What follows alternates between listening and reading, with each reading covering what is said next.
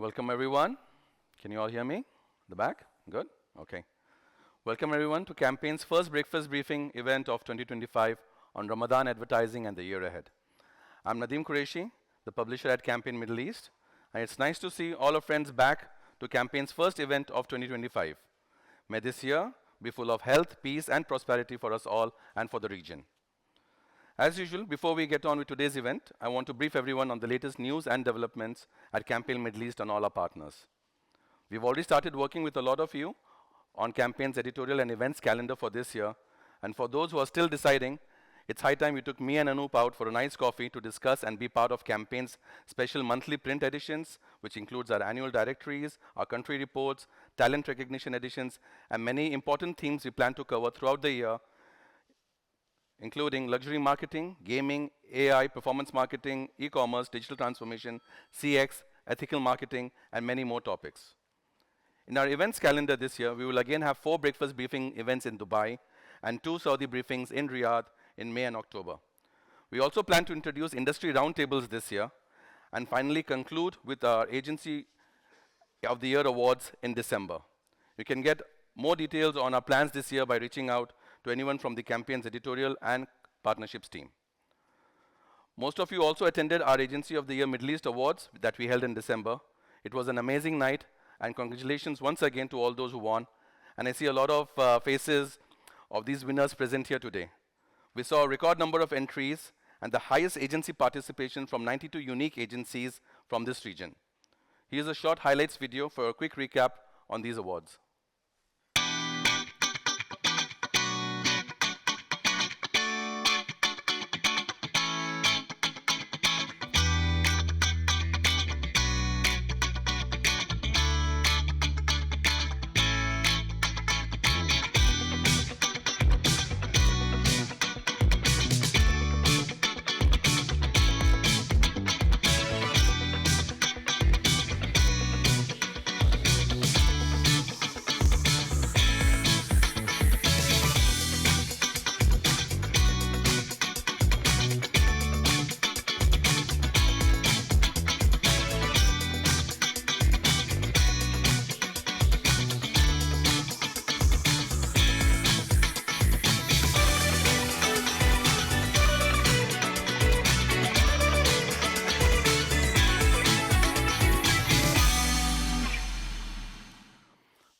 Moving on from Agency of the Year Middle East to Agency of the Year Globals.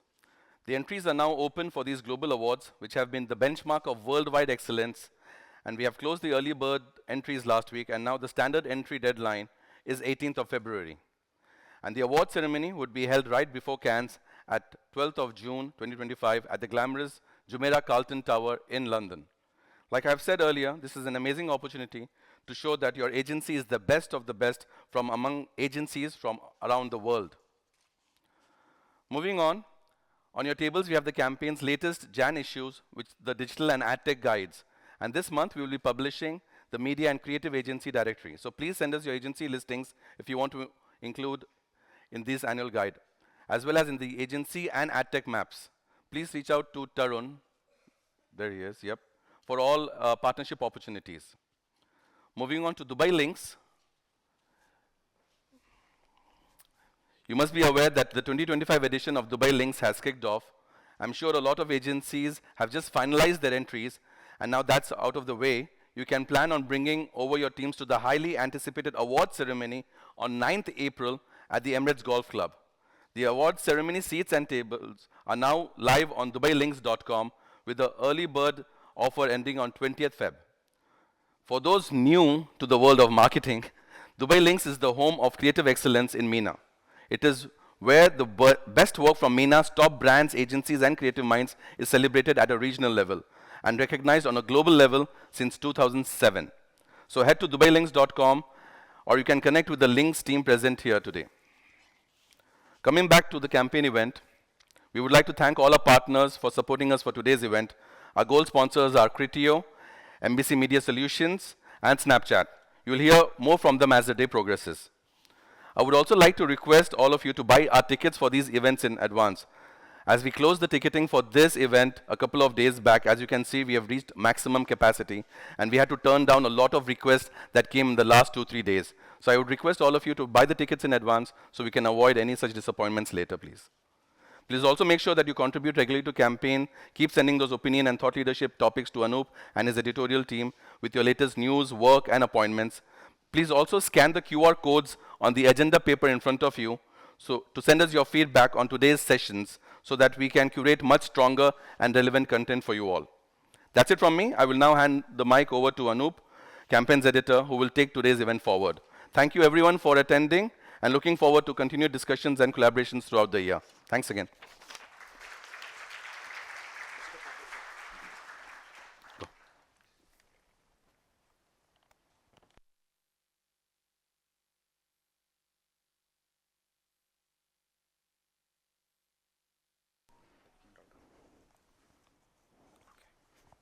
Check. Hello, everyone. Audible at the back? Excellent. We've got 2 seats each in front, so if anyone's standing at the back, feel free. We've got 2 seats on 1, 2, 3 tables up in front. Thank you, Nadeem. And a very good morning to all of you, our extended Campaign Middle East family. On behalf of this incredible publication and a wonderful team, it's my honor and privilege to welcome each and every one of you, our speakers, moderators, panelists, delegates, colleagues, and partners to this iteration of Campaign Breakfast Briefing, Ramadan Advertising, and the Year Ahead for Media and Marketing 2025. Before I begin my speech, here's a little game that we can play together. Turns out, and I've been told, that my speech uses the phrase, "Everything is changing a lot." So for those of you who are keeping track, here's how the game works. The first 5 of you who meet me after the event and correctly tell me how many times I've used the phrase, "Everything is changing," through my speech, the next time we meet for our monthly meetings, the meal is on me. Okay. That said, it's been a pleasure meeting many of you over the last few months, especially for coffee and meals with Nadeem, and a lot of you in person as well. And it's a joy to host all of you for this morning of networking, engaging with ideas, learning, and brainstorming together. As we enter February 2025, there's very little running through the minds of marketers in the Middle East or the agencies servicing them as much as Ramadan, or how much of the annual budgets have been allocated to specific media and marketing efforts. For most consumers in the Middle East, Ramadan is a time of reflection, reformation, resolutions, amended habits and behaviors. It is a month of togetherness, family gatherings, physical and mental cleansing, prayer, giving, fasting, and how can we forget feasting. For a few of us not observing the holy month, it is a month of shorter working hours, cultural experiences, community get-togethers for those of us who are invited to iftars, and contributing to the social good, on top of course, business as usual. Many marketers are allocating significant budgets, time and resources to being distinctive and discerning, with some retail marketers going to say that they're spending as much as 20 to 25% of their annual budgets for Ramadan alone. This is their peak time to connect with communities, curate meaningful customer experiences, create culturally sensitive campaigns, contribute to social impact, and communicate stories authentically. What does this mean? Wait for it. Everything is changing. Lazy marketing or Ramadan washing with cliches and motifs of lanterns aren't good enough anymore. Instead, Ramadan is becoming a time where brands find shared values with society. Instead of looking for the next big attention-grabbing campaign or award-winning campaign, we're turning to meaningful storytelling, where asking ourselves, what does Ramadan really mean to each of us? Togetherness, meaningful meals with friends and families, and experiencing unique moments and creating memories together. Everything is changing.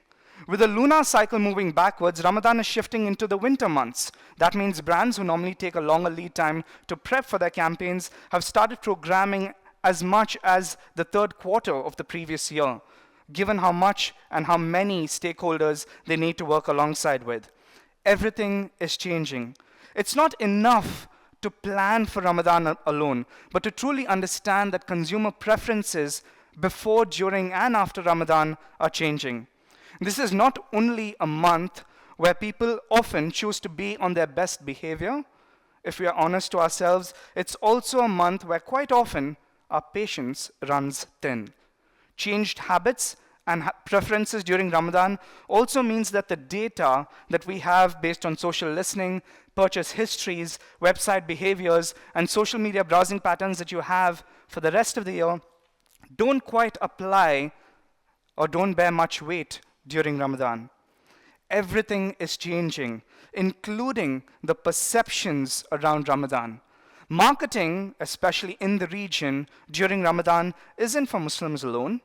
All shops, water parks, restaurants, marketing destinations don't shut down during Ramadan, and most restaurants aren't covered up anymore. Especially not in a region of expats and confluent cultures, tourism and trade, where we welcome people from more than 150 countries during the winter. We're marketing to both Muslims and non-Muslims during Ramadan. Everything is changing. We are welcoming a world, and hear this, where AI-based technologies allow for real-time positioning of a message to a specific person, not just based on their general demographics, but based on what they're interested in at a specific moment in time, at a specific moment of the day, almost down to the second, and how to create content that could be adapted in real time to that interest that they have during that moment of time. Everything is changing. Our AI-based LLM dashboards and first-party data now prove to us that Ramadan requirements are completely different for a mother or a wife during Ramadan, or what it means to be a teenager during Ramadan. It shows that we need to tailor and hyper-personalize our CRM, gifting, experiences, and the way we choose to communicate with those customers. For example, choosing influencers based on followers and engagements alone doesn't cut it. Brands have begun cherry-picking influencers and key opinion leaders who resonate closely with the values and the mindsets of key customer profiles. Everything is changing. Ramadan in the cooler months means people are spending more time outdoors, which means marketers are now turning their eyes back to outdoor advertising and digital out of home. Everything is changing. The age of connected TV has arrived. CTV is emerging as a leading platform and overtaking even linear TV, while television remains the main social hub during Ramadan. It's no surprise that the big networks and platforms, such as the NBCs and Shahids of the world, are thriving in the CTV space, and it's no surprise that TV commercials have seen the biggest investments in marketing during Ramadan in 2025. Everything is changing. Marketers are realizing that Ramadan stories are beautiful because they are so unique. Enjoying iftar with a European Muslim family is such a different experience from enjoying iftar with a Saudi, Emirati, Kazakhstani, or even a Marathi Muslim family, because each of us have different memories, different upbringings related to Ramadan. We need to bring these back. For those of us who don't enjoy the holy month, or don't observe the holy month, immersing ourselves in the cultural experiences and traditions of Ramadan is equally fascinating. Not just the factual aspects of it, but the deep emotional significance it holds to consumers in the region. But here's the clincher. A lot of the lessons that we learn during Ramadan also set the pace for the year ahead. A lot of what we practice during Ramadan should remain marketers' key goals for 2025. And on that note, once again, welcome to Campaign's Breakfast Briefing, Ramadan Advertising, and the year ahead for Media and Marketing 2025. Thank you.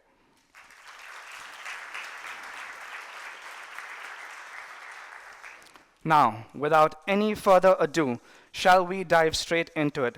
It's my pleasure to welcome to the stage our keynote speaker for the day, Gosia, Managing Director, MEA at Criteo, who will take us on a journey into hyper-personalization, moving from the why to the how. As Gosia walks to the stage, here's a short video about Criteo.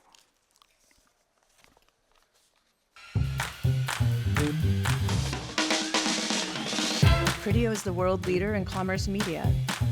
With Criteo, you can attract new customers and drive purchases.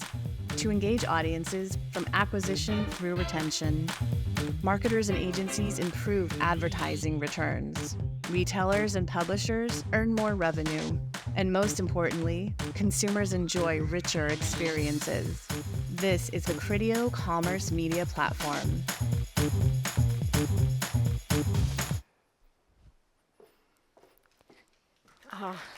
Good morning. It's working? Okay, perfect, because I can't hear myself. So nice to see many familiar faces. Oh, really good to connect again. Yeah, good morning, everyone. Let me just check this clicker because it's no,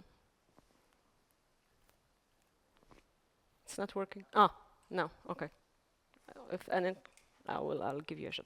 Okay, good morning, everyone. It's a pleasure to be here, obviously, and to connect with everyone today, and I look forward to discuss one of the most exciting and impactful shifts in digital marketing today, which is the hyper-personalization, and thank you to Anup for a kind of intro into the topic. And today we will move beyond why personalization matters and focus on how to execute it effectively. Let's try. Yeah. Let's start with. I don't think it's something. Sorry. No, yeah.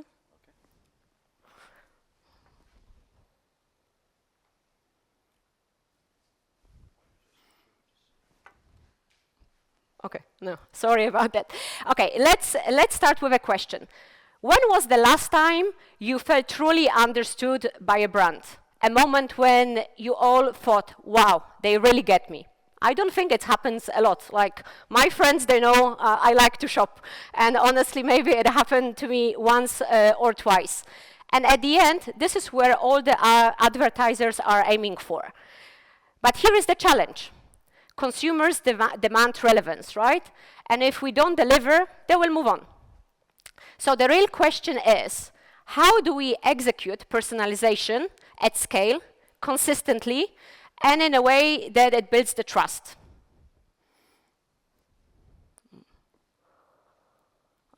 Okay, let's, yeah, it works, okay.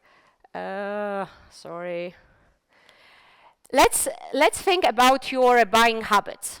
Most of us, we know we are on the go every day. We tend to research the product on our mobiles. Maybe later on we go home and then read the reviews on our laptops and end up buying through an app. So this is a non-linear, multi-platform journey that it's the reality today, right? It's messy, it's sort of unpredictable. However, it's full of opportunities for us to make an impact if we can connect all those dots. And that's the power of hyper-personalization. It is messy, right, if you look at it. So let's build on what I just said. Yes, you start with your phone, then check reviews on a desktop. Let's add one more part on it. You start browsing alternatives on the retailer's app. And it happens a lot as well. And finally, you make a purchase in-store. The fact is that in this region, especially when it comes to consumer electronics vertical, this is the end journey. So each touch point generates signals that marketers should and must capture and use effectively. But the challenge is, currently, when we look at it, what happens if the brands rely on outdated and rigid segmentation methods? This is the risk of losing relevance. Instead, we need a model that can understand intent in real time, and this is what Anoop was mentioning before. One that shifts along with the customer journey and adapts dynamically in the real time along with their decisions.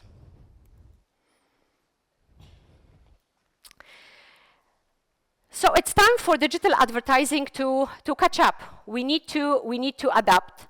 What is the reality? The reality is that 3 in 4 marketing executives believe that personalization doesn't work in paid media.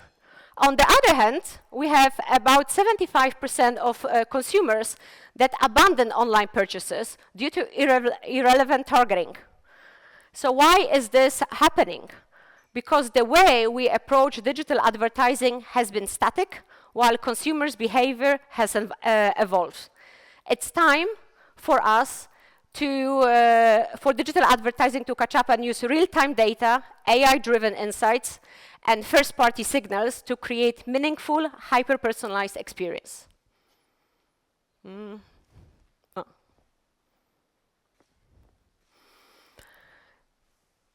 This is a slide that shows exactly very nice, demonstrates the signals that we should be looking at. Basically, what is the most important to include? Commerce signals, like purchase intent or cart activity, behavioral signals, from product views and site searches, and engagement signals, from ad interactions and content consumptions. These real-time signals enable us to predict what consumer is likely to do next and deliver relevant, timely messages that align with their current mindset. This is an approach that ensures every interaction feels personal. So what is the solution? Let's talk the solution. The journey to intelligent personalization starts with evolution, right? We all remember the dynamic creatives templates maybe 10, 12, 15 years ago. So it was more of a manual approach. So manual approaches are outdated. Automated systems are better but limited. Predictive tools take it further. However, intelligent personalization, that's the game changer. It's about delivering relevance in the moment. So basically in the real time, using AI to anticipate needs and adapt in real time. Imagine being the brand, and this is to all the advertisers, that knows what your customer wants before they do. And this is how. What we need to do for the effective personalization, we need to combine all of those key touch points. Data activation that I just mentioned, activate in real time. Of course, we cannot forget the privacy first and the brand safety, and this is shout out to Double Verify. Because Criteo has embedded Double Verify as a brand safety tool. Oh, I haven't finished. Ah, this is me? Oh, sorry. Oh. And obviously, all of it has to be present across all the platforms, so cross-channel engagement. That's the snapshot of the audiences. These are your customized audiences that will react to your hyper-personalization. So all the audiences that respond to the signals in the real time and the open web, you can mix them with advertisers' audiences. So this is where the advertiser has CRM or CDPs. We can obviously layer the data and read the customer's behavior. On top of it, you have retailer audiences, and this I'm talking about the closed environments. And then let's take our friends Carrefour, for example, in the region. That are fully monetized, and we can use their insights, their audiences from the on-site and off-site behavior. On top of it, we can customize audiences by building lookalikes and so on and so forth. I want to take a minute and talk a little bit about travel, because based on our experience, yes, we talk e-commerce, and everyone thinks the e-commerce is retailers, but not necessarily. Obviously, like for Criteo, 45% of the business comes from travel, and these are the airlines, the global OTAs like Booking.com, MetaSearch, Skyscanner, and so forth. I think that this industry is one of the fastest growing, and those guys, they really adapt personalization as a top notch. Why they are forced to do so? Because the modern traveler, I mean, the portrait of the modern traveler has been changing drastically, and it's so fast-pacing. For example, I wasn't even aware that there is the new rise, the new trend of, I mean, everyone, it's kind of logical, but be leisure. So basically, it's a business and the leisure. So whenever everyone travels for business, especially outside, they tend to go and book, I don't know, stay the weekend before, explore the city. Today, I had a very interesting conversations about Texas and the US and the trip to Austin. So exactly, there was the travel for work, and then you tend to either go before or stay after to explore if it's a new destination. So all the travelers, they're obviously different. They respond to the different dynamics. One's like experience holidays. Someone likes the leisure and do nothing, right? Here, I just want to showcase the end result. I would say the end result, the findings from. It's a key to success, personalized data-driven strategy for our travel clients. And it's not only obviously about the travel, I mean, it's a general, but I mean, that's the outcome. Minus 50% decrease in customer acquisition cost, so that's on average.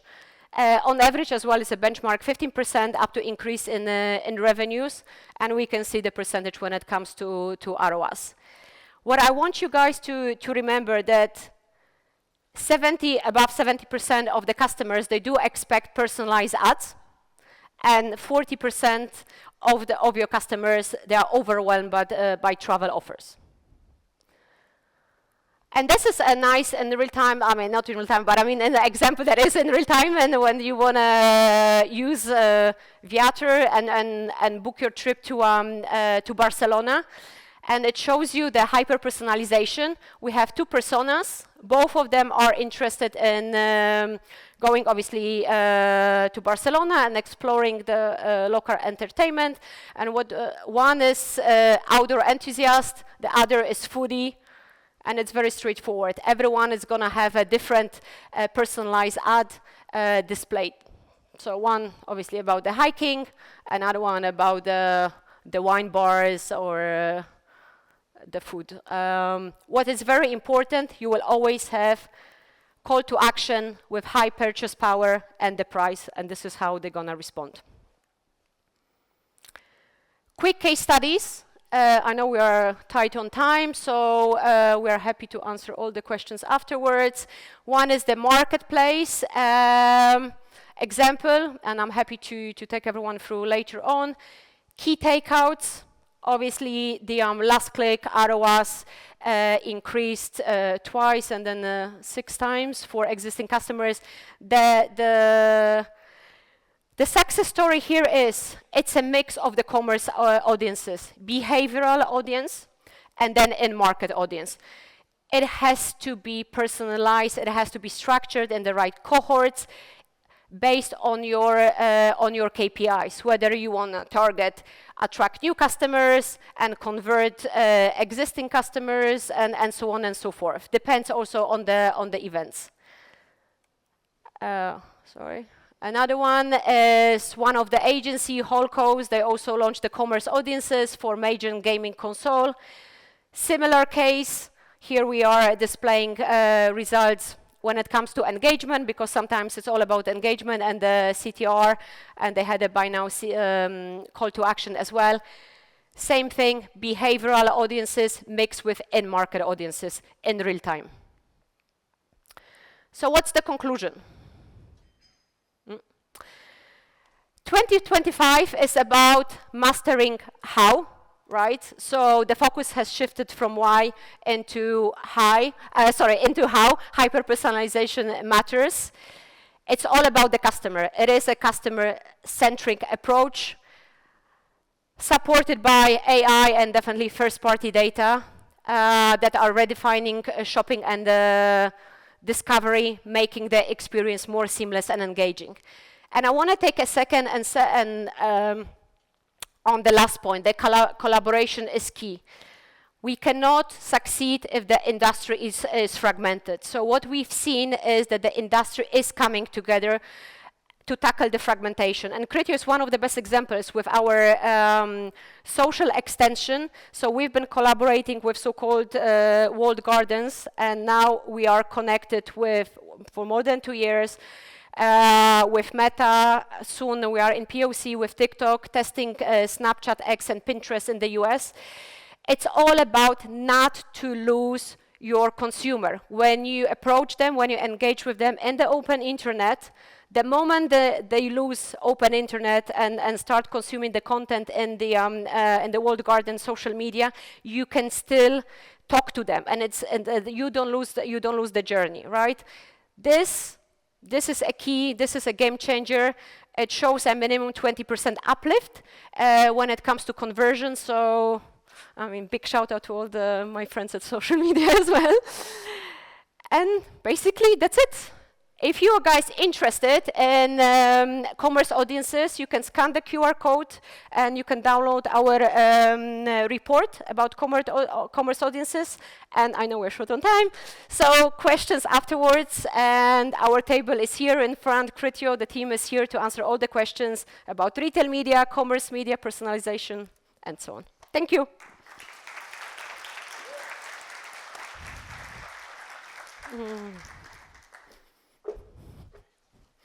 This clicker.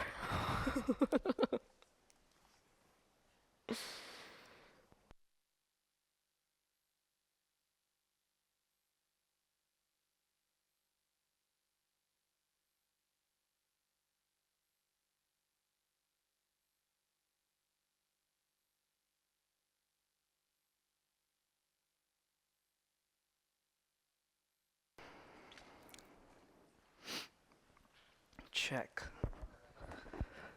Thank you, Hoshian. That was quite an interesting dive into hyper-personalization, precise and powerful predictions with core commerce signals, intelligent personalization, and more. Next up, have we all had our coffee? Are we ready to go? We have our very first panel of the day on localization from preaching to living for Ramadan and beyond. This panel is brought to you by MBC Media Solutions. So before we call the panelists up on stage, here's a short video about MMS. MMS هي بوابتك للوصول للملايين حول الوطن العربي. MMS الوكيل الإعلاني الحصري لمجموعة MBC. شاهد قناة العربية ومجموعة قنوات SSC. شراكة مع سامسونج آدز. حلول فريدة ومبتكرة. تواصل معنا sales@mms.net. Fantastic. It's my pleasure now to welcome to the stage and put your hands together for our first panel, Anna Elisa, Head of Marketing at New Balance Middle East, Africa, and India. Hisham Fkouri, Content Solutions Lead at MMS.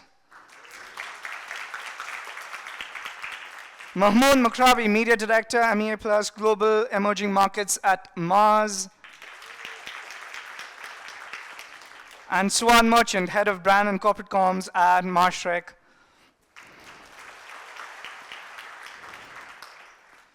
This is going to be a good one.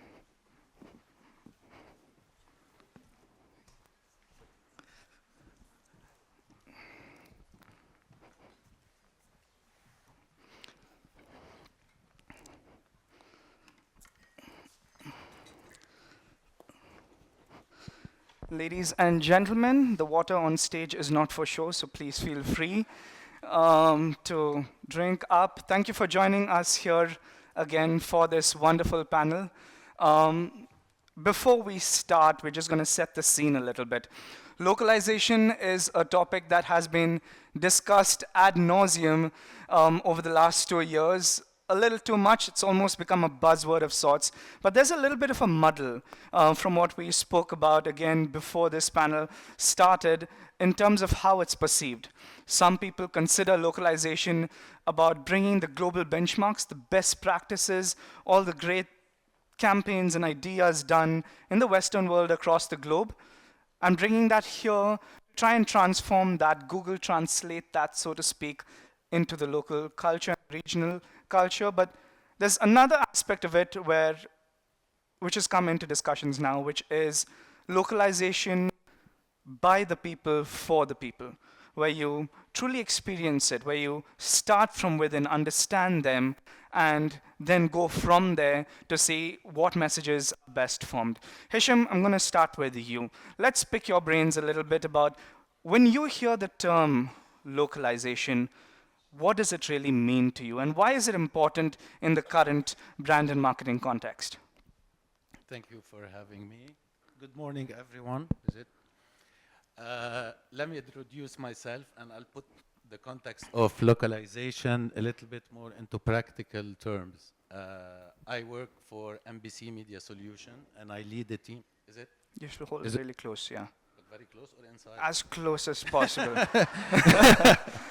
As Very close as possible, As yeah. close as possible. Okay. So I lead a team that help craft commercial solutions around content Right. and within content, and benefit from the massive multi-platform distribution that MBC presents in the Arab world and in Saudi and in every country. So localization for us is actually the first step when strategizing our content strategy, from content production as MBC Group and from branded content, the work that we do with brands. So, I mean, I've seen throughout my 20 years of experience within the MBC ecosystem, a lot of localization, or if you want to say adaptation. Adaptation is finding something that works globally, find if it can be truly transferred and adapted. It's not only a translation, it's actually redesigning it to fit within the cultural relevance of the people. And especially nowadays, I don't think it's a buzzword anymore. It should be a necessity. Otherwise, viewers will tune out from whatever they're engaged to, and they will refuse your message as a brand or as content that I'll switch off. It's not entertainment. So we do a lot of the initial step of finding out what works for brands within our content is the first step. Does it fit? Are we talking to the right people? Will they be moved by what we're narrating to them? I mean, at the end of the day, we are in shifting behavior. Either I'm entertaining you with a comedy, you need to shift your feelings, you're gonna get happy. And if I'm selling you a product, I need to shift your purchasing behavior. So you can't come and disguise. You need to be truthful, and you need to resonate. I mean, if you reach without resonating, you lose all the investment and the time and the effort that you put in. I like how honest this conversation has already started. Fantastic start to the conversation. Mahmoud, I'm going to come to you. If we're not redesigning, we're truly understanding. We've heard it from MMS's point of view. I'd love to hear it from a brand's point of view at Mars as well. When you think about localization, what chord strikes in your head? Well, thank you very much. I think it's a moment of a brand getting really close to consumers, right? So I'm fortunate enough to look after a wide region from... Mahmoud, I'm going to ask you to hold your Yeah. mic closer. Can you guys I hear think me this now? goes to all the speakers. We're kind of setting the scene for everyone. So if you're on stage, clearly the mics need to be held really close for them to hear at the back, yeah? Here we go. All right, so is it good now? Very good. So yeah, I was saying I'm fortunate enough to work for a brand that is truly global. Like we'll take Snickers, for example. And the region that I look after is from Latin America all the way to Australia. So you can imagine it's not something that you can have a one-size-fits-all. Right. Yet there are some insights and then some universal insights that stays true across borders. The way you bring that to life and the way you not adapt it, but localize that into a meaningful moment for Saudis to understand what Snickers is offering versus in Brazil versus in India, right? So it becomes a very tough process. But again, we saw it the moment you start building for the local market, capitalizing on a local insight, maybe a global universal need or demand space, but it needs to definitely work on every single market. And again, we started seeing great impact on engagement, brand loyalty, improved sales, the moment you start talking the language of that market. With the ad avoidance that we're seeing today, consumers are more and more happy to avoid and happy to skip. So what would be your thumb-stopping solution in an extremely crowded environment? And I think that's exactly the importance of localization. I love that. Every time I talk to you, I get a headline out of you. What is the thumb-stopping solution, right? So I'll come to you on this. In terms of a phrase that Mahmoud used, which is building on the local. When we as brands, marketers, or the agencies supporting the brands are looking at localization, is there a need to truly experience local before we start creating for local or selling to local? What's your take? Thanks, Anup. Good morning, everyone, and thank you for being here today. So we all know that brand marketing over the period of years has evolved dynamically, right? And this is because of a few factors. We look at the economic diversification, which has led to the rise of many new brands. We look at the connectivity today. We look at the digital surge. Now, when you put this in context of the Middle East, there are two words that come to my mind. It's the ambition and the wealth. And with that comes a certain sense of urgency and doing things right. Now, when you talk about localization, and as we've covered earlier today, it's not only about the Arabization, it's not only about using the local images, but the marketeers today have to dig deeper. They have to do the research. They have to connect with the traditions, with the culture, to connect with the audiences. Now, every marketeer today, I'm sure, and I hope so, is including localization as a part of their long-term strategy, right? That's how you will connect with the emotions of the audiences, therefore creating the consideration, the loyalty, and the advocacy. I think we all will agree that in the last few years, with whatever's happening around us in the world, right, with all the challenges that people are facing, people have started connecting back to their roots, but having an eye on the future. And that's what's making the job of us marketeers even more difficult. Therefore, localization in terms of the experience, in terms of what you speak, is very, very, very important. Hisham, I'll come back to you on this. Connecting with your roots is what Swad said, but she also mentioned for marketeers outside the region who are coming, a lot of expats are here, they're also connecting with local. How important, according to you, would it be to experience this localization before trying to sell it to the world? I mean, it's very important, and I believe like most companies and brands now have offices in the different regions that they operate to, and in meetings and Zoom calls and what have you, the best insights comes from the person or the team member that is sitting in that local region that giving you the best advice. And it happens to us so many times, like we're planning a big activation that relies on someone being on the ground to tell you how do fans react after the Saudi Football League match, for example. So if I mean, you'll do the whole preparation and then you're backfiring at you because that's the results that you want. And again, all the strategies and all the things that we plan is intended to reach a human being at the end of it, okay? So that human being, you need to come, you need to be relatable. You hear a lot of relatability, especially in drama series. I mean, we learn a lot from the feedback that we get from our audiences from scripted, because you can't lend your time and invest in a series if you're not feeling that the hero and the anti-hero are not relatable to you, okay, that they don't share the same aspiration, needs, wants, and conflicts and stuff like that. So people nowadays, they want really stories coming from their own backyard. And we've seen that in, I mean, I would say hyper-localization. Yani Saudi stories, or we do on Shahid, the category of Shahid originals, okay? Now, Saudi audience will watch a Turkish adaptation series and they will connect. But if you present to them a localized, very bespoke story coming from their neighborhood, about coming of age stories, about youth overcoming problems, which we all relate to, that's how you start hitting, you know, the audience feeling rational, and you create engagement. Then, if we bring a brand into that ready-made engagement environment with the right messaging, this is how you connect, and this is how we deliver results to our brands. Relatable content, and then organically bring a brand in. And I'm going to throw a little curveball in here. I'm sorry, but I haven't come to you yet, but you get the toughest question. And I'll bounce off what Hisham said about relatability right now, is do you feel that the local audiences here, whether it is Saudis, the Lebanese, Egyptians here, Emiratis, do you feel that they feel represented?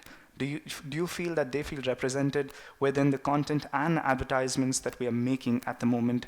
And if not, what can we do better? That's a very good question. Can you hear me okay? I feel like I'm a rapper on stage. That's a very interesting question, and I've been here in the Middle East now for 20 years, so I've watched everything changing. Like you said in your, oh my God, this is really loud, no? Yes. No, it's fine. Yeah? Okay. So I've watched the changes coming, and it's still not there. It's still not happening fully, right? We still have photo shoots that happen with so-called Emiratis that are not Emiratis. And a true Emirati can see that the person that's represented in that photo is not an Emirati, or might not be wearing the hijab in the correct way. So we do need to do better. We do need to, and I'm going to be very controversial here, I hate the word localization. Because it sounds like there is something that is global, and then there is something that is local. One versus the other. I don't see it like that. Even at New Balance, when we're creating content locally, we're creating content because we're creating content, because we want to create stories, because we want to connect with the consumer. And sometimes this will be very local insight type of conversations. Sometimes this will going to be global conversations. But just as an example, we work very closely with one Qatari runner. She's the first woman in Qatar to have done an Ironman. She's amazing, by the way. Go and follow her, Lulwa Almari. And she was just part of one of our global campaigns. And that's the type of conversation that we should be having, right? Let's create content that resonates with people, and some of this content will be more local inspired, that also has a presence in global audiences. And the same thing when we're working with Amiroko. I don't know if you know Amiroko, Saudi hijabi rapper. She's amazing, once again, right? All our content is so amazing that we've now done so many regional campaigns with her. It's about storytelling. It's about creating local conversations. And once again, I really hate using the word local, but it's about really making sure that who you're working with, your ambassadors, are talking the same language. And I don't mean that in a language way, but that it really resonates with the audience, that people see represented. And it's difficult, right? Because it's just easier to, pick up a global campaign and then put someone in a hijabi and go like, yes, there's your local content. We're now creating local content. But how do you find the right people to address these conversations? That's the hard part. And once again, it's getting away from the whole model culture, which is something that we're very, very proud of, to actually use real people, real, culture shifters.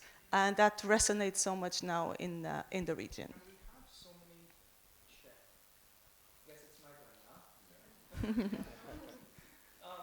I'll talk louder. And we have so many, oh, wow.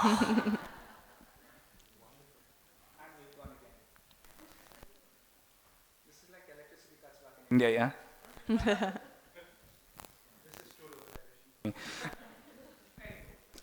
Coming back, but what you said is so strong, because the fact that we've gone from this culture of models to a culture where we have genuine content creators. We've got genuine examples already existing within the region, people who are already models, mentors, icons for local communities here in the region. People who we all have someone from the region that we look up to, right? And so I'm going to build on what Anna has just said here and come to you. How can we leverage user-generated content or local content creators or local influencers, if I can use that word? How can we leverage them better so that we can be truly local or be truly authentic to the audience that we're speaking to? That's actually the fluctuation that you're going through. But anyways, the electricity fluctuation. So yes. So the word influencer, and I believe the trust is something that should be synonymous, right? So let's decipher this with a local example. Someone who's been very popular, maybe most of us know, say Chris Fade, right? He is known to be a family man. He is known to be a very successful entrepreneur, an RJ, promotes well-being regularly, right? So when he endorses a brand, there's a certain amount of trust and credibility. So when I have to go and purchase that brand, I don't have to work as hard to find, oh, is that brand really credible, right? Now, in turn, what's happening is this is adding to your brand's personality. The selection of the influencer is so very important, right? Whether does he connect with you, the local audiences, or the culture. In a way, the values of the brand and the values of the influencer, there has to be a subset somewhere while you're selecting the influencer. At the same time, when you're talking about user-generated content, now, it's all about the experiences and the engagement that you're creating through it. If your brand is really well known, say for example LV or an Apple, you don't have to really work that hard for the audiences to connect with your brand. However, when you're talking about a brand that's not very well known, yes, of course, you have to incentivize. Either ways, when there is a positive connection with the audience, remember, they also are becoming your influencers. Their followers are also considering exactly the content that you're talking about. But this, again, needs to be a continuous journey, right? The content, as we've already mentioned before, has to be authentic. It has to be honest, so that the audiences will realize that how the brand is evolving over a period of time. Mahmoud, would you like to add to that? Yeah, I think I agree with you 100%. The trust and choosing wisely who would represent your brand. Because at the end of the day, if a brand wants to talk to 700,000 tribes of people, it would be impossible, right? Unless we have the biggest budgets in the world to create a piece of content for every cohort available on the planet. That's true. And I think creators plays this role beautifully, right? Because they already have that forum, they connect, they already have that engaged, trusted community around them. And that's where we get to partner with them to be able to deliver our messages in a relevant, meaningful, and unfortunately localized way, right? So that's the best way of doing it. It's just that I think by how the creator's economy evolves, it becomes much better and better. And even today you'd find influencers and creators choosing what brand to represent, versus before it was you can see a catalog of brands right after one another. So I think the creators plays a huge role in localization. User-generated content is synonymous to because it's a fact of creators creating their own, right? And I think all brands needs to be part of this to improve the relevance, right? Anna, you started this subset of the conversation, so I'm going to end this little subset of the conversation with you. Do you think that that's the future, and that's what we're moving towards, honestly, in terms of actually resonating, like Hisham said, reflecting the brand with the consuming audience? Absolutely. I think in general, people, all of us, we're just tired of artificial conversations. And So true. not AI. We're not talking about AI. We're just talking about recreating this beautiful scenario of amazing art. People want to feel connected to what they're watching. People want to feel that it could be I could be that person, right? Like when they see Lulwa being a very, Qatari father, very conservative, out there running and doing her first Ironman, they see representation. They see, oh, maybe I can do this as well, right? And user-generated content allows us all to be a little bit of a part of the conversations with the brand. And we see that already, right? Social media really brought us closer to the brands or to the celebrities, to the big influencers. And now there's a next step, which is bringing all of these individual stories of what we call in marketing micro-influencers to life and to really use that content. And I'll give you an example. We run the New Balance running clubs. Anybody here a runner? Only 2 runners, no way. One of my objectives as a marketeer is to convince everybody that even if you run just at the gym and you've never done a marathon, you're still a runner, okay? It's okay to say that. I don't do any marathons. I probably run 2 to 3 times a month at Kite Beach just to get away from my kids. I'm a runner, okay? So you can self-identify, it's okay. But even with our New Balance running clubs, we're now using the content from those running sessions into our social media. I love how authentic these conversations are becoming. Mahmoud, I want to pause here because it's nice and easy, and I'll be very honest, I'm building on Anna's honesty. It's nice and easy to talk about localization, authentic communities, let's reflect communities during a time of Ramadan, right? But without tokenizing this conversation only to Ramadan advertising, how can we ensure that this conversation goes truly into the year ahead? How can we ensure that this conversation about being authentic, relatable, resonating with consumers, using people from within the region who are true representatives of those hyperlocal communities, how can we make that truly part of brand through the year? I think it's extremely important because Ramadan is already the amount of insights we have for Ramadan is a lot, and it's much easier to build for Ramadan. If you think about it, we're all connected around. We eat at the same time, we pray at the same time. There's so many commonalities that you can easily build a unified message that can resonate with a lot of people. Outside of Ramadan, everyone goes back to their day-to-day, and it becomes tougher. So absolutely, it's not an easy job.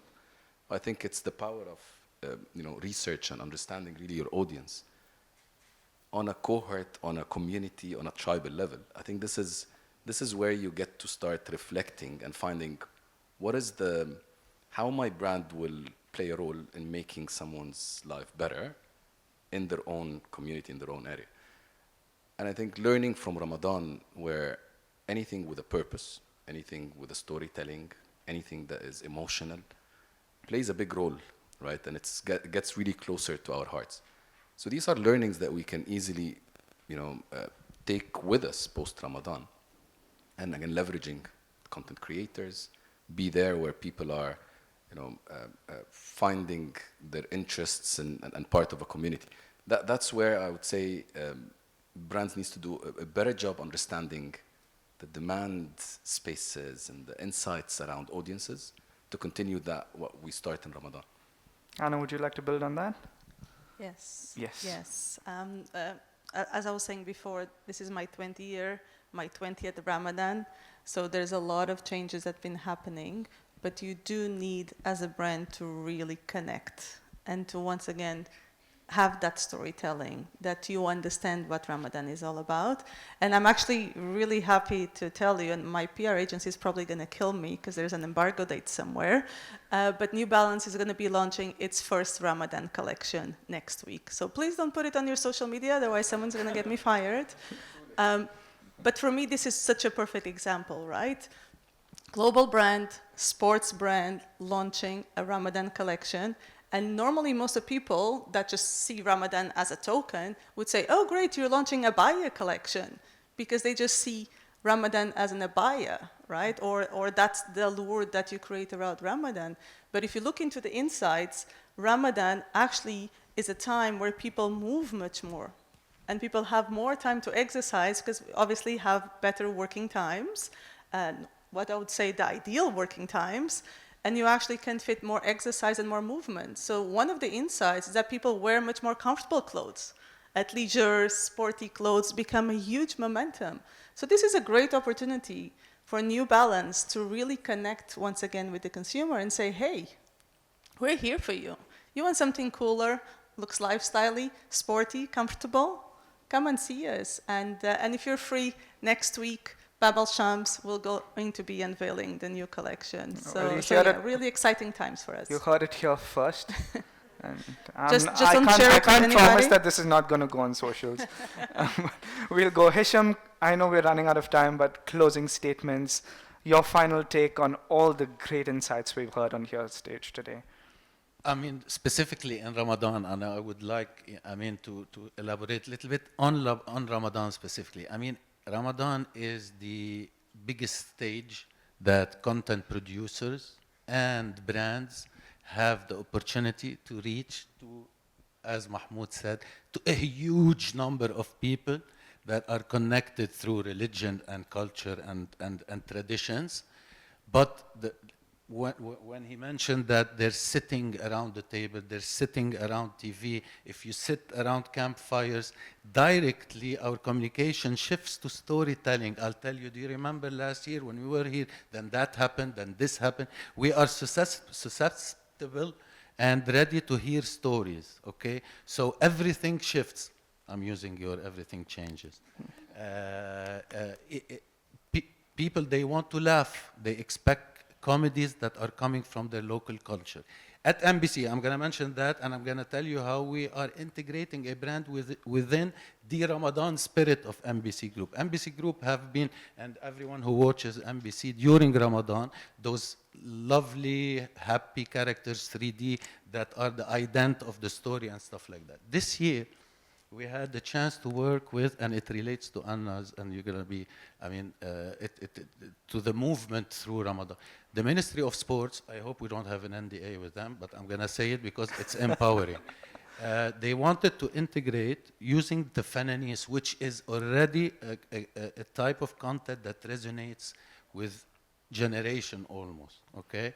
And we want to encourage kids, instead of waiting for the time to eat, or instead of watching on your phone and stuff like that, things that you could do while waiting as training or fitness within your living room and stuff like that, using those characters. So you're gonna see a lot of version where we will encourage young adults, kids, how to use their time and exercise while waiting or while, you know, adapting to the culture. Well, isn't that the perfect way to end this panel? Thank you all so much for your insights. Give them a huge round of applause once again.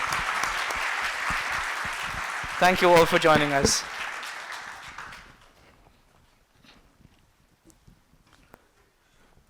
Mics? I'll take the mic from you, Anna. Thank you. Thank you so much.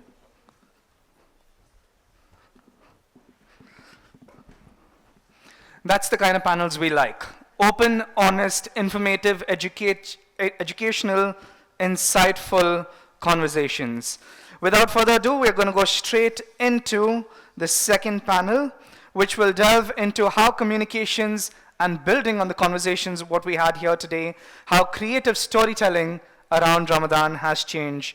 This panel is brought to you by Snap Inc., and it's my pleasure to welcome to the stage Gadir, Director of Creative and Production Department at the Department of Culture and Tourism, Abu Dhabi, DCT, Abu Dhabi.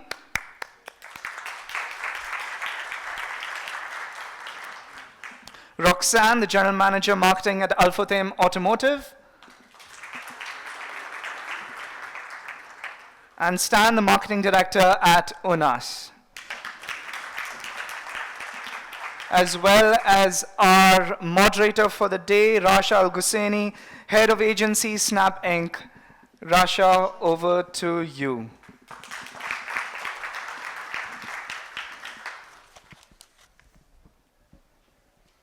Hello. Yeah. Good morning, everyone. Nice to see a lot of familiar faces and meeting new ones today. we were just talking as we stepped into the breakfast, and we're thinking about how much Ramadan has changed, literally. Like, I've been here since 2005. I think Ghadir has been here as well for a few years, same with Roxanne and Stan. And one of the key challenges is trying to change perceptions about how Ramadan used to be, or how we knew, how we lived it, how we communicated around it, how we celebrated it, and where it is today. I remember the days when we were literally, you know, there were clear do's and don'ts during Ramadan. You have to eat behind like closed doors. There were a lot of like reservations around it, but we're seeing a lot of change happening during this holy season. And one of the key drivers of this change has been the rise of social media. How people are connected, how they are celebrating, how they're living Ramadan is very different. And today this remains very true, more so than ever, especially with the rise of emerging technologies like AR and AI. So with that, I'd like to kick off the panel by getting your experience and how you are seeing these sort of shifts from a consumer perspective. Roxanne, if I may start with you. Yeah, thank you, Rasha. So I've been in the region since 2007, and I've been managing automotive brands since 2014. So I've seen a lot of changes, and now I can say that conventional wisdom about Ramadan is only half of the story, right?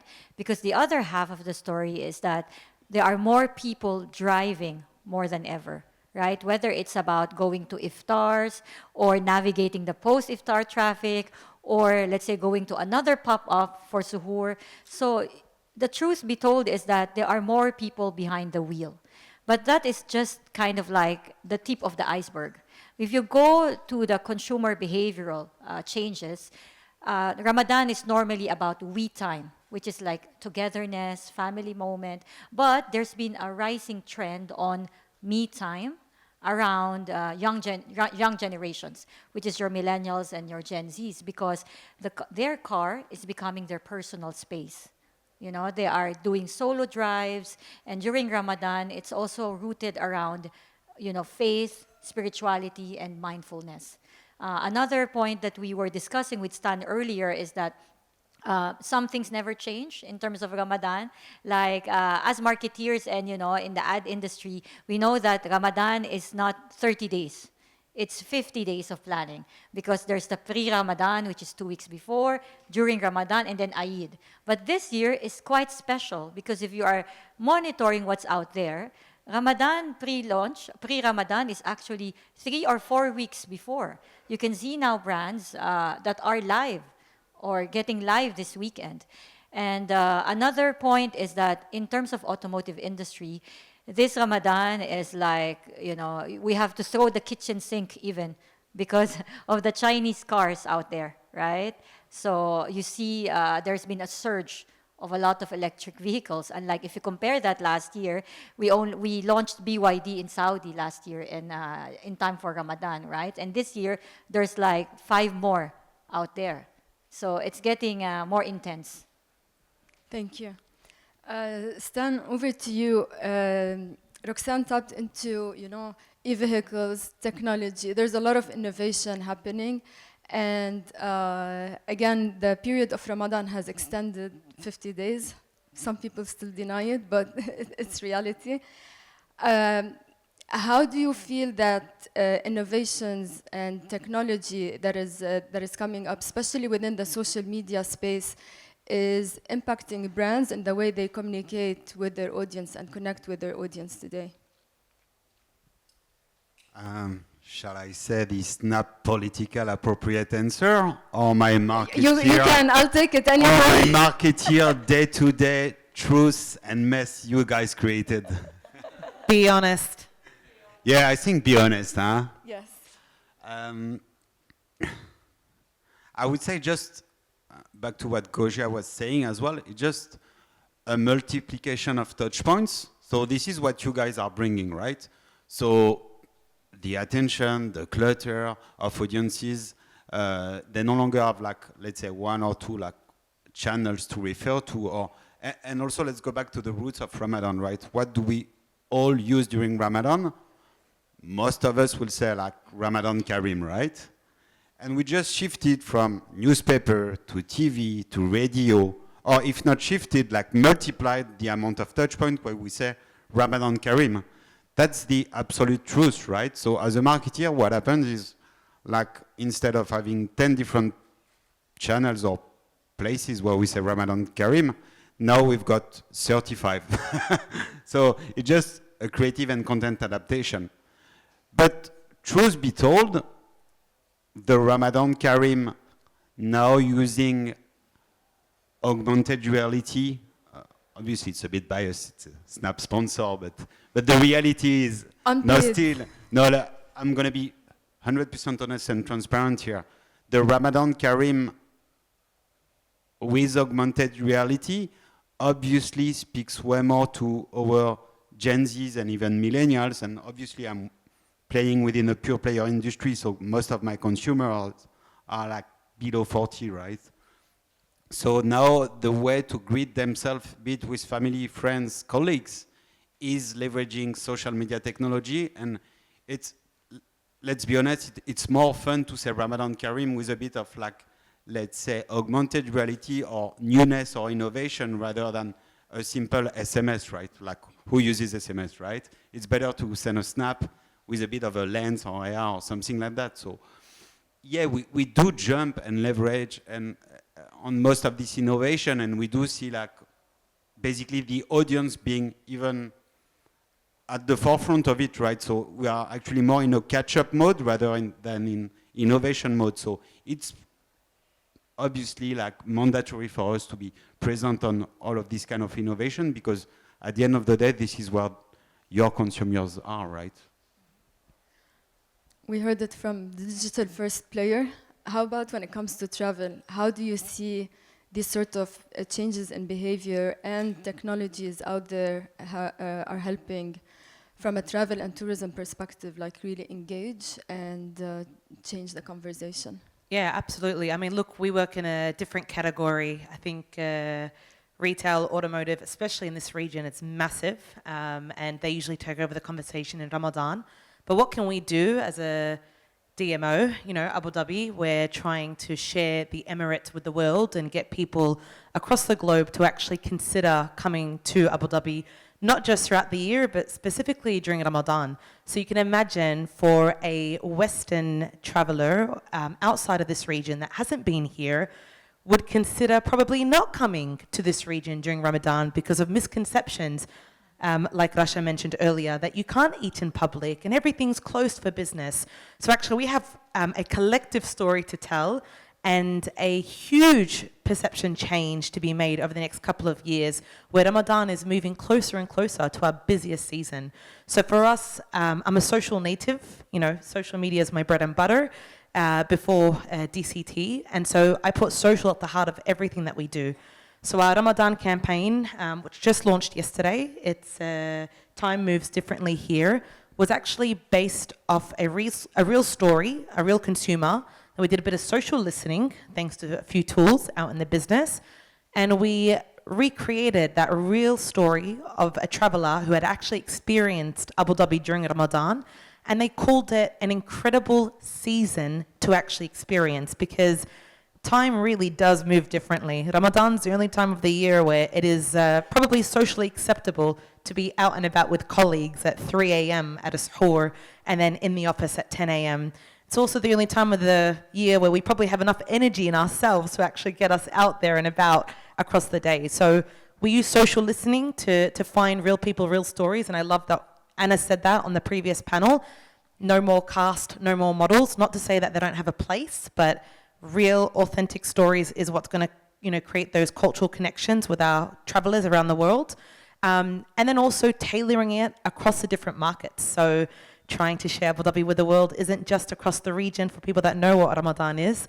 We're also advertising in Russia. We're advertising in China. We're advertising in Germany and France. And so it's actually having a team that are doing the on-ground social listening in those markets in real time and turning those moments into actual experiences that we can bring that visitor with a little bit of a surprise and delight. Thank you. Roxanne, how about when it comes to the automotive industry, especially with the EVs in play and a lot of like new technology within the automotive space? How are you leveraging technologies to again drive impact during Ramadan? Yeah, that's right. Actually, last year we relied so much on technology and our digital partners when we launched BYD Saudi in around actually right before Ramadan. So at that time, we partnered with MBC with Hisham here on the live stream. We live streamed the launch of BYD Saudi in Jeddah, Riyadh, Dammam using MBC. Right, so it was in Shahid and in MBC. So it's a multi-platform roadblock announcing the launch, and then we didn't even have a permanent showroom because we were scaling the market. EV is very nascent in Saudi Arabia, so we've partnered with the likes of Snapchat to gain digital presence. But in the way of you launch your augmented reality mall. So we had a virtual showroom without having a permanent showroom. But then we also, to Stan's point, there is a multiplication of touch point, right? So we were digital first when we launched, and then we supplemented that with mall pop-ups as the showroom. And then after that, our first showroom, permanent showroom in Riyadh, was launched in end May. So you can see how much technology now is bridging the gap when it comes to brands that are, entering the market. Thank you. You all touched on some very important points related to like be where the consumer is, changing perception, leveraging technologies, and all this leads to some sort of, personalization and localization.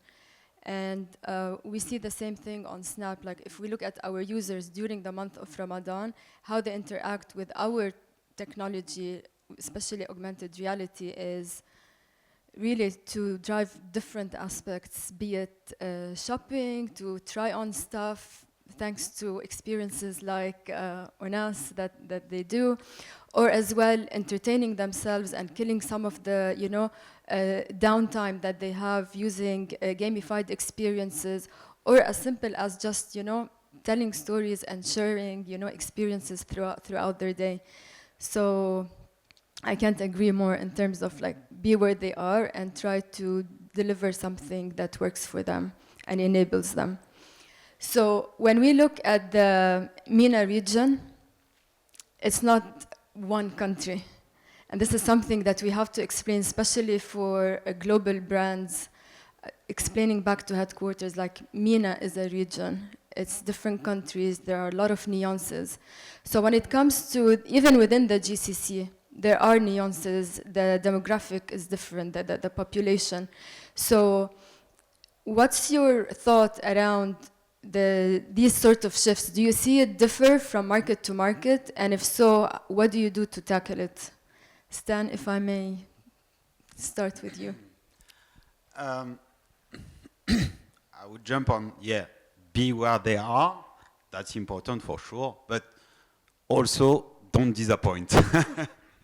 Don't disappoint, be where they are, and be at the moment where they expect you the most. So again, it's not going to be revolution and a big learning for all of you guys, but if I can just share some insights coming from our industry and what we've realized is, and it's probably the same from most of you pure players, but even offline players, right, is actually the first two Ramadan when we launched Tuna, so we're talking Ramadan 2018 and 2019, on these 2 years, the Saudi market just crashed our website and app.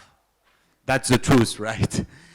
But we've got a team which is based in Dubai and a mix of obviously people celebrating Ramadan and not celebrating, right? So, but we get the alerts real time at 2 in the morning Dubai time, which is actually just a 1 a.m. in the morning Saudi, but it's the peak of their day actually. And we didn't really anticipate such a massive spike of traffic. Traffic by itself, no, I'm not even saying the spike of conversion rate and sales and so on and so forth, but just people window shopping, aka browsing at between midnight and 6 a.m., that's clearly the spike of our Saudi traffic. And unlike, obviously, UAE being more diverse as a population, the core of our business and traffic is really happening from midnight to 6 a.m. The rest of the day, Saudis, I mean, on our side, are nowhere to be seen, to be honest. So, I mean, and you will see like all people will say, oh, concentrate your budgets on this timing and this is where the majority happens. Yeah, that's for sure. And Saudi, they live pretty much at night, right? Like the rest of the day cannot be seen. Whereas in UAE, the reality is slightly different, based again on the diversity of the population and the social circles, which are a bit more like separated between professional and private life. We are again in a lucky position where actually as a professional I may need to wear something more modest for like iftar, like along colleagues, and I may need to wear something different at Suhoor with friends and family, right? But we do see more of an like always-on approach to Ramadan in the UAE compared to Saudi, which is highly like concentrated at night. Very interesting. Now shifting a bit gears, the previous panel sort of touched on the role of creators, and we see this as a really hot topic within the social space. Especially now, you're not talking about your usual suspects, but the rise of nano and micro creators. How do you feel that creators today are helping you to tell the brand story, and what type of impact this is really delivering on your business? Yeah, I can take that one. So, look, we work with over 1,300 creators every year across 27 markets. So there's a lot to do. And the reason why we do it is because not everyone wants to hear from a brand every day. You know, you want to hear from real people that have had real experiences. You want to have dialogue. You want to see, you know, authentic stories that you can resonate with and across your communities back home, wherever you are. So content creators are crucial for us, especially in a time of Ramadan, where I mentioned earlier, we have a big job to change the misconception that, you know, there's not much to do or that we're closed for business, which is quite the opposite. It's actually open, a little bit like 24/7. So I heard JLo is coming in 2 weeks, so you definitely open. JLo is coming in 2 weeks. We announced yesterday. Don't worry, we'll sort out tickets after. So on the creators that are coming in, it's really important for us to, one, make sure that the creators are having an authentic experience in Abu Dhabi during Ramadan, which means, yes, we get them to have, you know, experiences in our cultural sites and attractions, an iftar with an Emirati family, but also in Abu Dhabi you can find your pace. So whether you want a bit of adventure because the theme parks are open into the midnights, or retail therapy because we're open into the early hours of the morning, or iftars and suhoors that can really, again, drive your travels into the later evening. We're working with creators to come and experience Abu Dhabi and share it back in their market the way that they want, in their style. So it's co-collaboration on itinerary from our side and logistics, but full creative freedom with the creator that's coming in from Germany or Italy to curate their experiences. And I think on a final point on the creator, the beauty about it is that we work with creators that come from all walks of life, whether it's a solo traveler, it's a family traveler, could be a media or TV personality in that market that wants a little bit of time off. So it helps us really reach the audience that we're going after, and it isn't really a one-size-fits-all. So that's the beauty, is that every piece gets a bit different, and you also get to make genuine connections with these guys when they come into your destination. So it's crucial to work with them, and we can't live without them. I bet. Stan, how about from a retail perspective? How do you feel that storytellers or creators these days are helping you tell your brand story and drive impact? Wow, they are dictating me.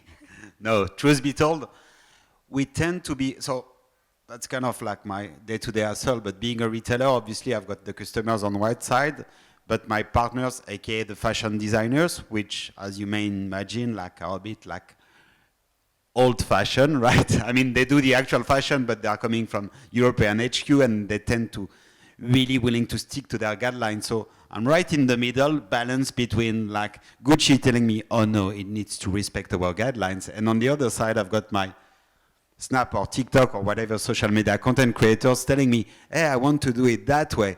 And then like the brand sees it and say, we didn't agree on that, right? I'm like, yeah, but we actually want to convince the local audience, so let them do what they're good at doing. So my recommendation and the way we do it, I'm not saying it's necessarily the best way, is I tend to leave quite a bit of freedom to our creators to tell the story they want to tell the story. And again, back to, I mean, repeating the previous panel and what you just mentioned is you're going to create an authentic connection and going to talk to specific tribes or cohorts based on, again, this multiplication of different content creators, right? So I tend just to give a bit of a framework, like don't go up to that point, but otherwise you're free to tell your own story. And me, I'm just an enabler or a support, right? At the end of the day, us as a pure player, we're just a support. We're supporting you to look nice if you want to during Ramadan. That stops here, right? We are also, as we were discussing, saving some people that are late for like gifts, and we do it 24/7. But at the end of the day, we're just a brand supporting like people.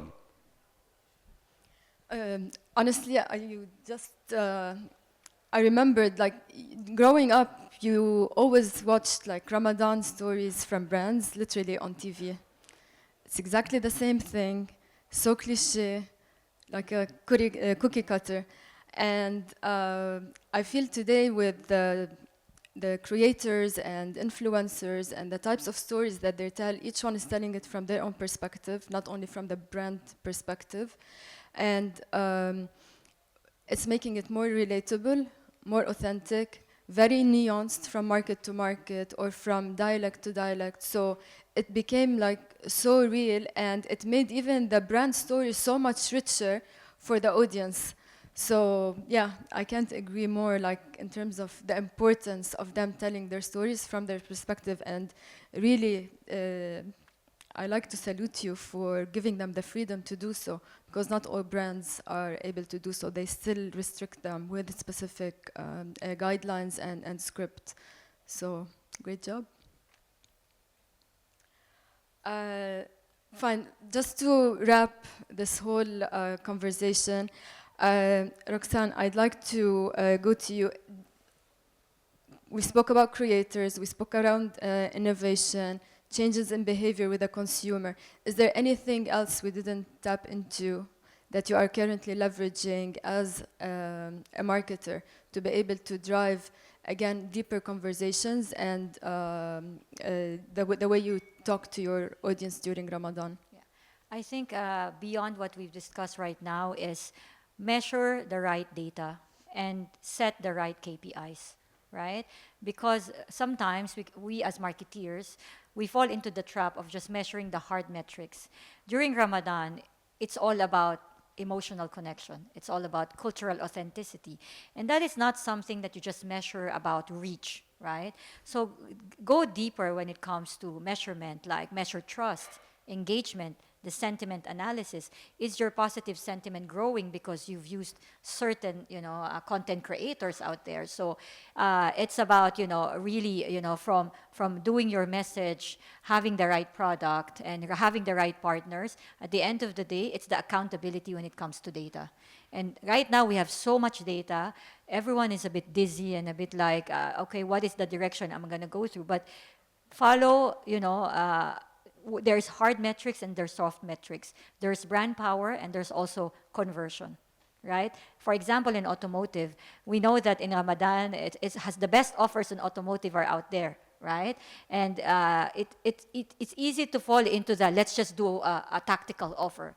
But nowadays, from, let's say, 2014 till now, you would see brands that are launching their models during Ramadan. So it's your ability to disrupt. Right? So I would say focus on cutting through the clutter and measuring the right data and setting the right KPIs. Thank you so much. So a lot of perspective and insights. I really appreciate that you guys are sharing candidly. To summarize, brands still need to remain true to Ramadan and the essence of Ramadan, you know, when it comes to the shared values and culture and family connections. But at the same time, brands need to adapt to how the user is adapting or the consumer is adapting, leveraging technologies, talking their language, giving them perspectives, and again, deeper insights from the brand using the different storytelling techniques, be it using again, different technologies or as well leveraging storytellers and creators. Thank you so much. Thank you, everyone. Thank you.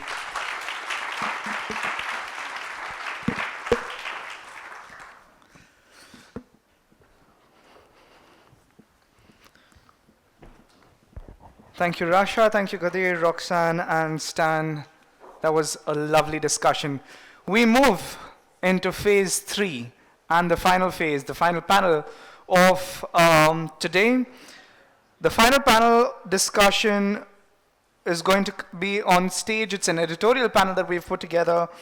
We've got a great set of panelists here as well, very opinionated, and I always love listening to all of them.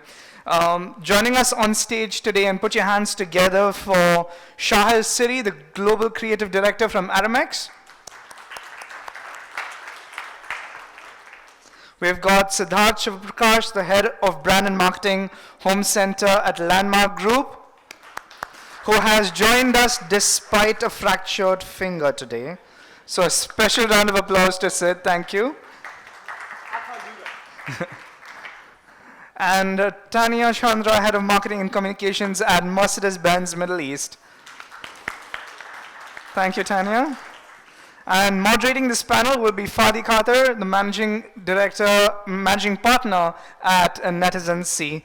Fadi, over to you.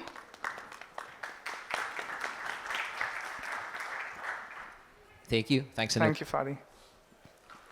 Great. So congratulations for everyone to making it on the final session. Good news for all of you. I have a very short attention span, so I'll try to make this quick and a little bit more interesting. So we're here to talk about brand purpose. Brand purpose is one of those very interesting topics that made a rise recently. I think similar to quinoa, kale, matcha, and acai, it's one of those things that has always been there. But over the past few years, I think almost 4 years ago, it started making this really big rise. Everyone's talking about brand purpose, and we need to have a purpose, and it's the most important thing for us to do. And it's become like the Dubai chocolate that everyone wants to have on their menu. And like for me, the definition of brand purpose is the reason for a brand to exist. So previously in my probably boomer days, the definition of what a brand's reason to exist was its vision. They wanted to be the number one, or they wanted to be the leading, or they wanted to have a lot of money or dominance or share of voice in an industry. But from the consumer perspective is what brand purpose is. So why do you exist from a consumer perspective? To make their lives better, to make the world a better place, to improve how they look, to make them eat more or eat less or wear better or whatever that is. So I would like to start by just getting everyone's thoughts on what they think or how they would define brand purpose, because it's one of those kind of buzzwords that came up and everyone believes it to be a very different thing, from a CSR strategy to a positioning to why a brand exists. So I'd love to just maybe start with Shahir and get your take on what do you see brand purpose? How would you define it? Hi, everybody. Good morning. So I usually see brands as like a person. And if I think of Aramex, for example, the brand that I work for, I think what purpose does it have to wake up in the morning other than send parcels and make money for the organization? So I think when it comes to, I think that is for me the basic definition. Why does it exist other than the initial thing that it does? How does it contribute? Great. Siddharth? Thanks, Shahir. Morning, everyone. I don't think a panel's nearly enough time to talk about brand purpose, but we'll give it a shot.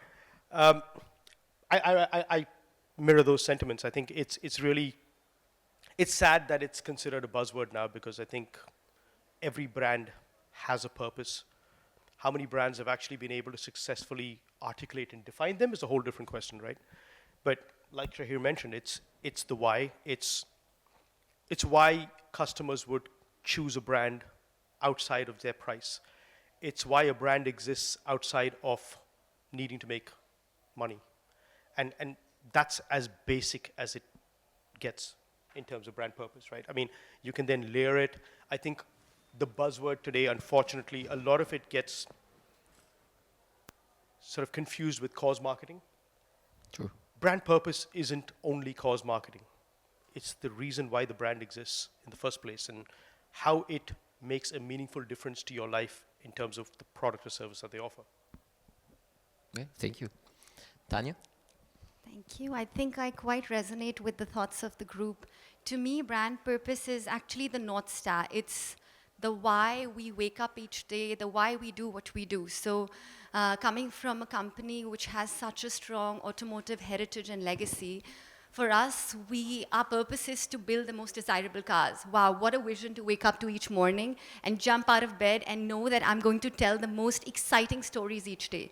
I think that, to me, is purpose. And if we can take that purpose and weave it into society, our audiences, our communities, our suppliers, our partners, that is when a vision is realized.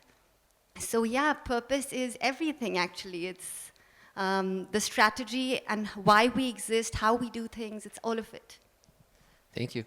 So I do echo Siddharth's sentiment is that brand purpose has become a buzzword and it should be something bigger and all of that. And I think, like, I read a lot of articles around this, specifically while preparing for this panel. And I think like Patagonia is one of those brands that really stood up and they made the rise of purpose. Like they stand for saving the oceans and making the world a better place. And then every other brand tried to slap on a purpose and add something on, I create makeup, so therefore I want people to see their inner beauty. And they tried to kind of oversell it and over-market it, and it became a little bit too fake. It was like putting lipstick on a pig to a certain degree, and it just didn't really make sense.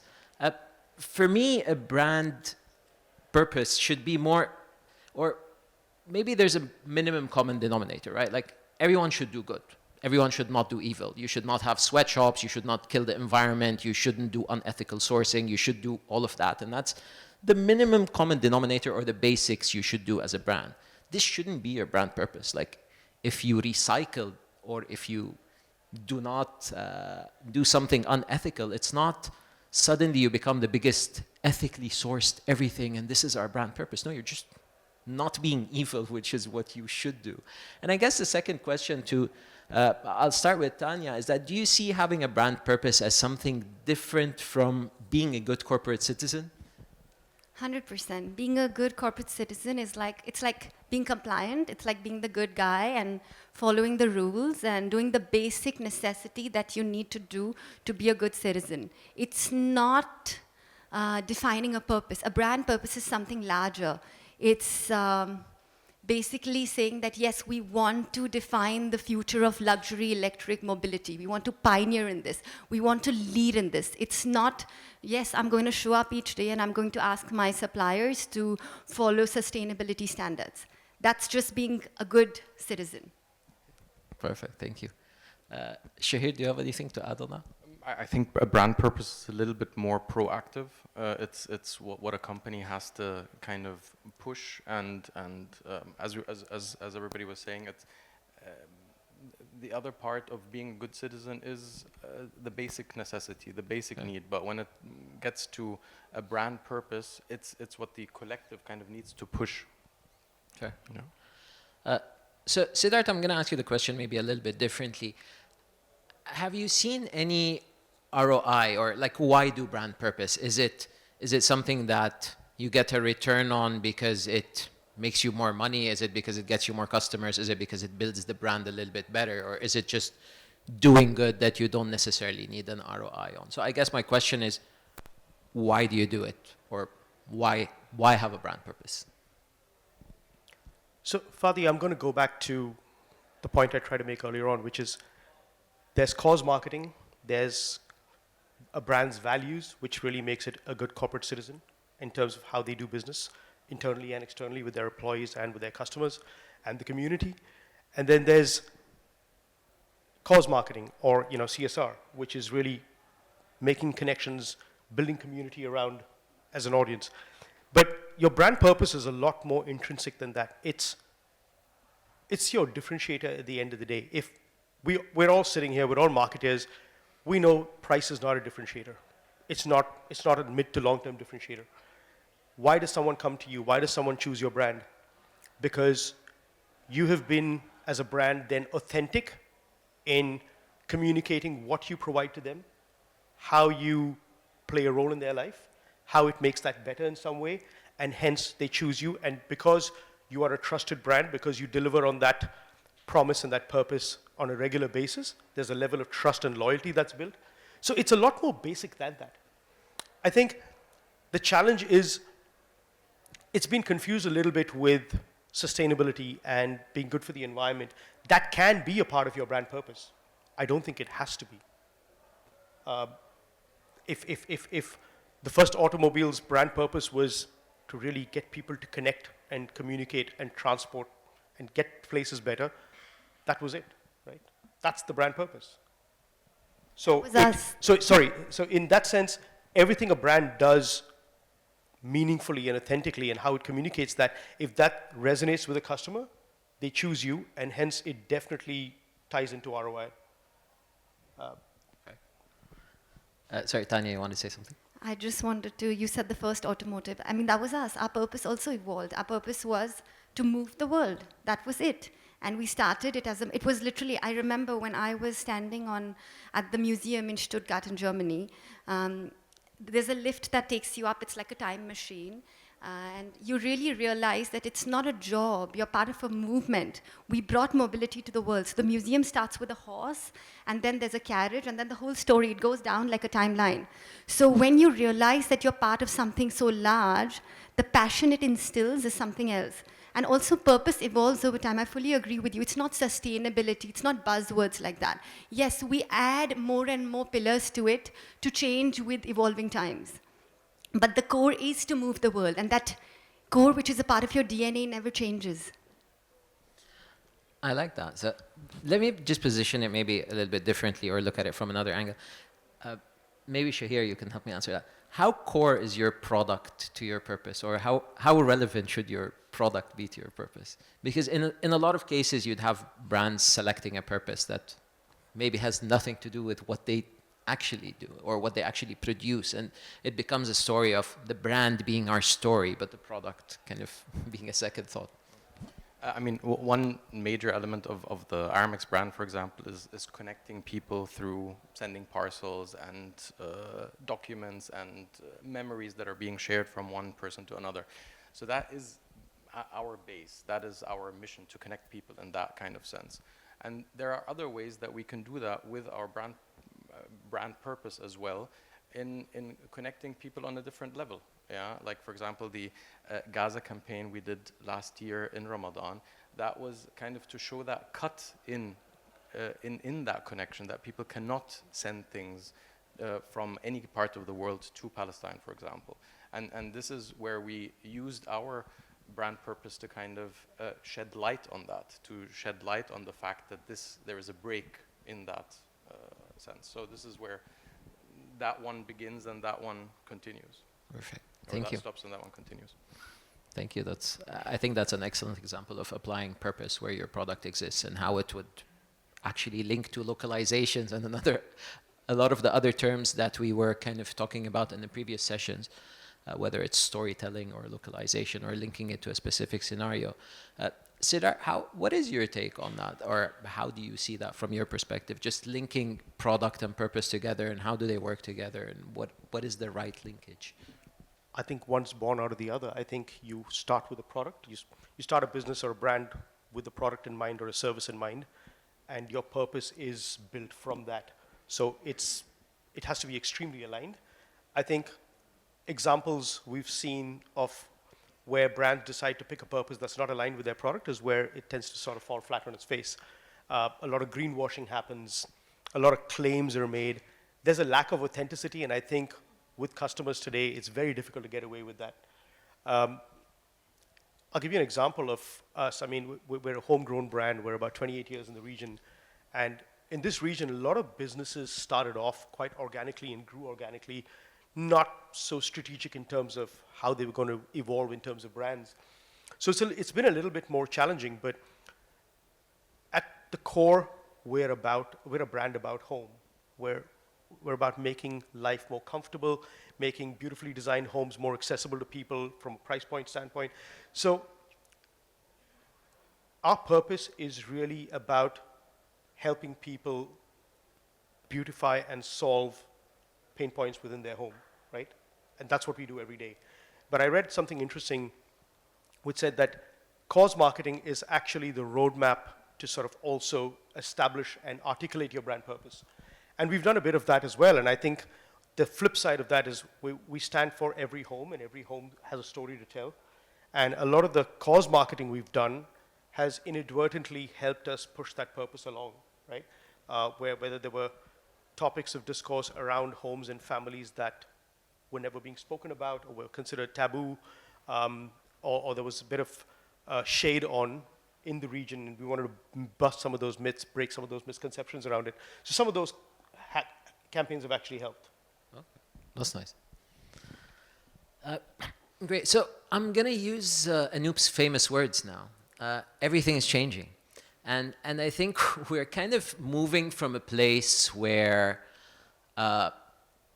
everyone was pushing you to do good, and there's cancel culture, and the whole world was trying to focus on inclusion and making sure that everything is democratized to a certain degree. And then enter a point where we notice that there's no accountability for doing good globally. There's strong arming that's being elected. There's a lot of focus on efficiency, whether it's Department of Government efficiency or anything else moving towards that. But there's been a push towards being more efficient, getting the people who get the job done versus doing good and hiring everyone and trying to help the world.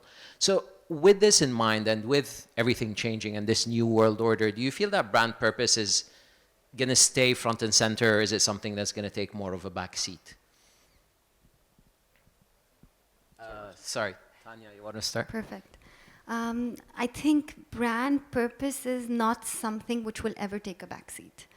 In these times, it becomes increasingly important to stay true to your values and hold the foundation strong. And efficiency, trends, philanthropy, being the good guy, I think brand purpose helps you keep the balance between it all. And one side we have to use AI, one side we want to be business efficient, we want to be profitable, but the most important thing, what brings our customers and all of us back each day, is the stories, it is the product, it is the purpose, and that does not come with efficiency. That comes with a lot of deep-rooted heritage. I like that. Thank you. Sir, Siddharth, do you think purpose is something that will slightly take a back seat with the way the world's moving? Absolutely not. I think all of us in this room know how hard it is with people just hate ads. We're in the business and making ads and communicating to people our message for the brands, but everyone hates ads, online at least. So there's a bit of a dichotomy there. And how do you break that mold is authenticity.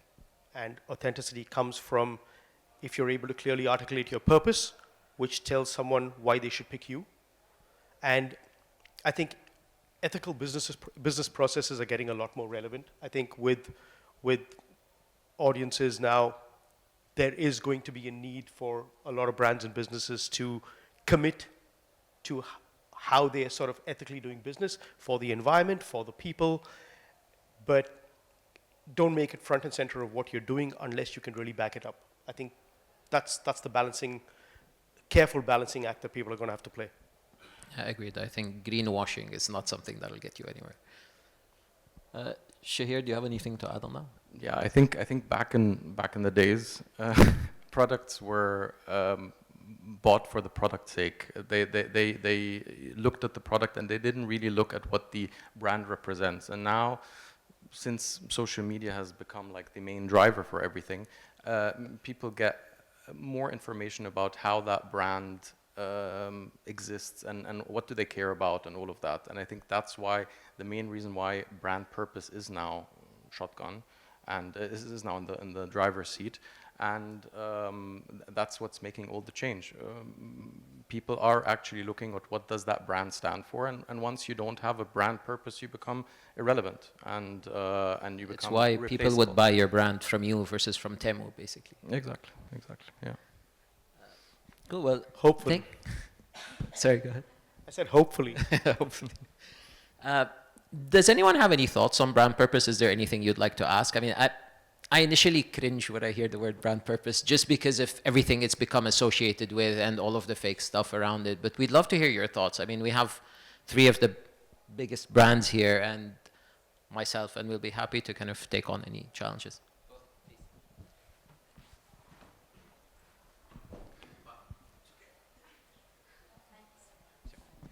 Hi, so I really liked what you said from Home Center. Brilliant. All of your points, I think the reason why I liked it so much was because we're from agencies, a lot of us here, and what tends to happen is that each time there's a season or something different for a campaign, we get our clients who think that the purpose of their brand changes with campaigns.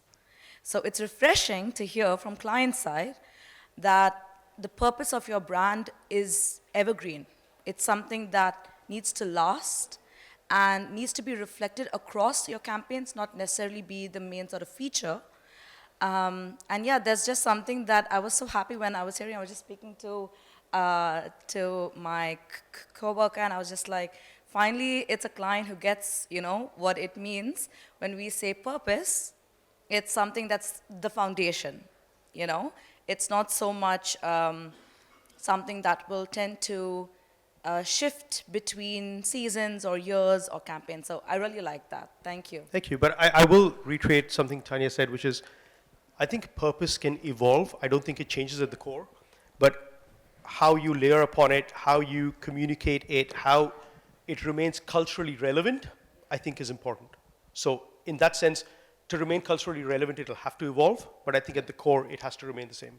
Yeah, evolve based on the times and the situation, and localize it and storytell it and do everything based on whatever you're moving it for. Does anyone else have any questions? Is there anything we can help you answer?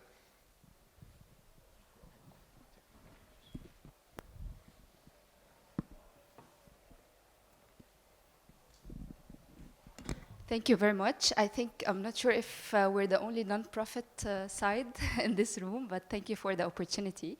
I think my name is Raifa. I work with the United Nations Refugee Agency, UNHCR, and Ramadan is one of our biggest fundraising seasons. So it's really nice to listen from the experienced marketeers in the room and learn from you and also share our experiences.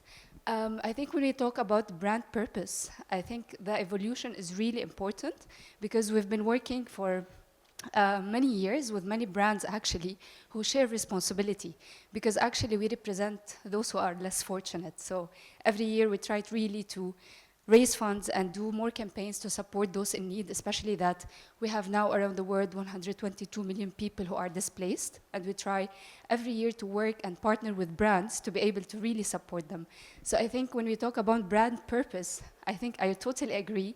Part of the evolution of the brands and the brand purpose is to be able to keep up with the changing circumstances, and going back to how fast is the change that we are witnessing, is how can we keep up together as non-profit organizations, brands and corporates to be able to support most of the pressing crises and humanitarian crises that we are witnessing around the globe. And I think this is the real challenge that brands have that are non-profit, to be able to really play that social part and to be able to really partner with organizations to be able to support those who are less fortunate. So lots of learnings today, and I think really if we reach that level where non-profit with corporates are working together to really be able to address those needs, I think would be in a much, much better world. So thank you so much. Yeah.